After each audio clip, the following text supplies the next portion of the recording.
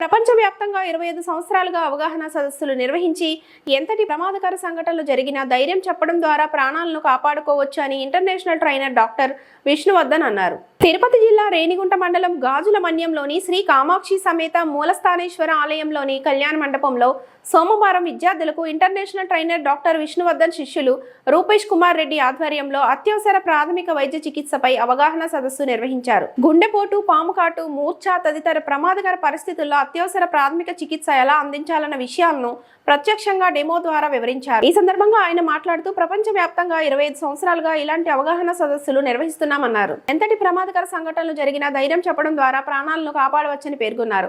ఈ కార్యక్రమంలో గాజుల మాండ్యం సర్పంచ్ రమేష్, ఎంపీటీసీ జువ్వల ధనుంజయ రెడ్డి, శ్రీ సాయి గణేష్ విద్యాసంస్థ కరస్పాండెంట్ చెంచురెడ్డి, గ్రామస్తులు, విద్యార్థులు తదితరులు పాల్గొన్నారు.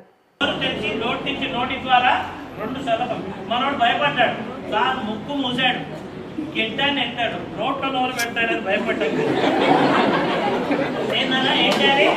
రోడ్లో నోరు పెట్టి ఎన్నిసార్లు ఇవ్వాలి?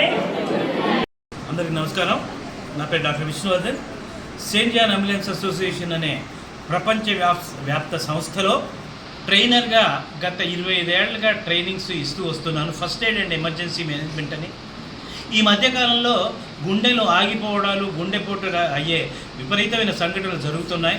అటువంటి దాంట్లో అవేర్నెస్ చెప్దామని, జనాలకు అవేర్నెస్ చేయడానికి ఈ మధ్యకాలంలో నేను ఒక చిన్నపాటి 3 నిమిషాల వీడియో అనుకోకుండా వైరల్ అయ్యి 2.5-3 కోట్ల దాకా కూడా అది రీచ్ అయింది. కారణం ఏంటంటే ఎవరికి ఎప్పుడు ఏం జరుగుతుందో తెలియట్లేదు.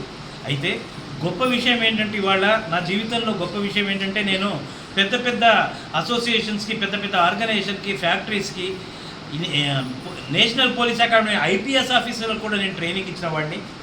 అయితే ఇవాళ చిన్న పిల్లలకి, స్కూల్ పిల్లలకి సిపిఆర్ మీద, హార్ట్ అటాక్ మీద అవగాహన చెప్పించడానికి స్కూల్ యాజమాన్యం నన్ను పిలవడం, దీనికన్నిటికీ ముఖ్యమైన కారణం ఏంటంటే, నేను స్వామివారి దర్శనానికి వచ్చాను. కానీ స్వామివారు అక్కడ పుణ్యము, పురుషార్థం నాకు అక్కడ లభించింది. కానీ పుణ్యం మీ ఇట్లాంటి భావి భారత పౌరులకి నేర్పడానికి అవకాశం ఇచ్చిన స్కూల్ యాజమాన్యానికి, నన్ను ఇక్కడికి తీసుకొచ్చిన రూపేష్కి అందరికీ కృతజ్ఞతలు తెలుపుతున్నాను. థ్యాంక్స్.